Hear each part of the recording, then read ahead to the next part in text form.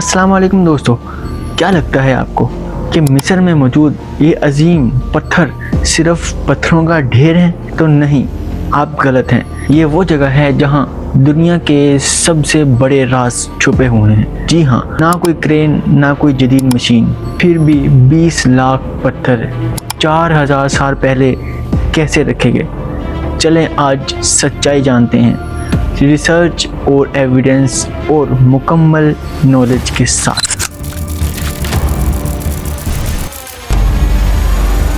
This is the Great Pyramid of Giza. For over 4,600 years, it has endured in the Egyptian desert. For most of human civilization, it was the tallest building in the world. मिस्र के Giza में मौजूद ये अजीम pyramids, जिसको pyramids of Giza कहा जाता है, ये दुनिया के कदीम तरीन और अजीब तरीन इमारतों में से शुमार किया जाता है। ये 4500 साल पुराने हैं और हर पत्थर का वज़न 2 से 30 टन तक है। लेकिन सवाल ये है, इतने बड़े पत्थर बगैर क्रेन के, बगैर किसी मशीनरी के, रेत में चलकर कैसे पहुंच गए? इसके बारे में बहुत सी थ्योरीज पेश की गई हैं। अगर उन थ्योरीज को हम इस वीडियो में जानने लग गए तो ये वीडियो बहुत लंबी हो जाएगी। हम इसको टू द पॉइंट समझते हैं। दोस्तों, नेशनल ज्योग्राफी के मुताबिक साइंसदानों का मानना है कि मजदूरों ने लकड़ी की स्लाइड और रैम्प इस्तेमाल किए हैं।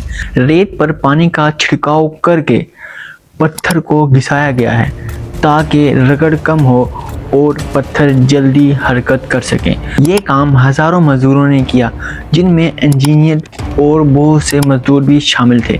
दोस्तों, नेशनल ज्योग्राफी की रिसर्च के मुताबिक ये पिरामिड्स किसी गुलामी या जादू से नहीं, बल्कि हज़ारों माहिरीन मजदूरों ने साइंस और मेहनत से बनाए हैं। लकड़ी के तख्तों और पानी की मदद से बहुत ही जहानियत से ये काम हुआ है। एक रिसर्च के मुताबिक जोजर के स्टेप पिरामिड में अंदर से चलने वाले पानी का लिफ्ट सिस्टम इस्तेमाल किया गया था। फ्रांस के इंजीनियर्स ने कहा कि ये स्ट्रक्चर जिसरे अल-मुदीर ने सेडिमेंट ट्रैप का काम किया। ये पानी को वर्टिकल शाफ्ट से पिरामिड के अंदर स्टोन को राफ्ट पे चढ़ाकर ऊपर ले जाने में मदद करता है। यहाँ तक कि पानी को फिल्टर और रेगुलेट करने का एविडेंस भी मिला, यानी ये तहजीब हाइड्रोलिक टेक्नोलॉजी में भी आगे थी। माहिरीन फल्कियात की रिसर्च के मुताबिक ये 3 बड़े पिरामिड्स ओरिएंट बेल्ट यानी 3 सितारों की किताब में मिलते हैं। क्या आप जानते हैं कि ये पिरामिड्स ऐसे बनाए गए थे कि रात को आसमान में मौजूद सितारों से सीध में आ जाते हैं? ये सिर्फ मकबरे नहीं हैं। कुछ माहिरीन का कहना है कि ये पिरामिड्स इतने परफेक्ट हैं कि इंसान नहीं, शायद इन्हें एलियन ने बनाया। लेकिन साइंसदानों ने कभी ऐसा कोई सबूत नहीं दिया, बल्कि ये कहा है कि इल्म, इंजीनियरिंग और मेहनत को मिलाकर हर चीज़ मुमकिन हो सकती है। और आपको एक दिलचस्प बात बताता चलूँ कि ये हर पिरामिड्स 20 साल में मुकम्मल हुआ है। तकरीबन 2.3 मिलियन पत्थर इस्तेमाल हुए हैं। निचली सतह इतनी परफेक्टली कट है कि ब्लेड भी बीच से ना गुजर सके। तो दोस्तों, पिरामिड्स जादू नहीं है, ये इंसान की अकल, हौसले और हिम्मत की जीती जागती मिसाल है। आज भी हम इनसे सीख सकते हैं। अगर हम सब इकट्ठे रहें तो पहाड़ भी हिल सकते हैं।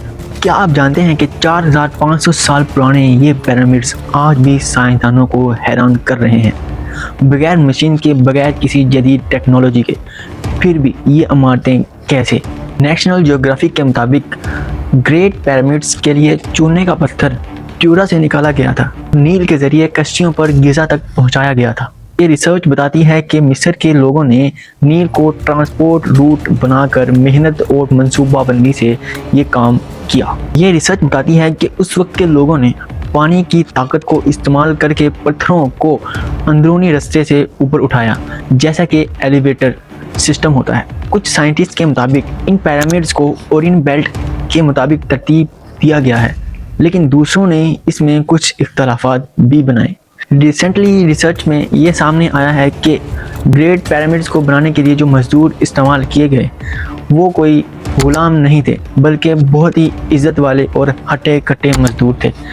जो तनख्वाह पर काम करते थे, इन्हें आराम के दिन भी मिलते थे। जी हाँ, तो दोस्तों ये सच है कि ये इमारतें इंसानों ने मेहनत, मंसूबाबंदी और बहुत ही क्रिएटिव माइंड से बनाई थी, ना कि कोई जादू या एलियन।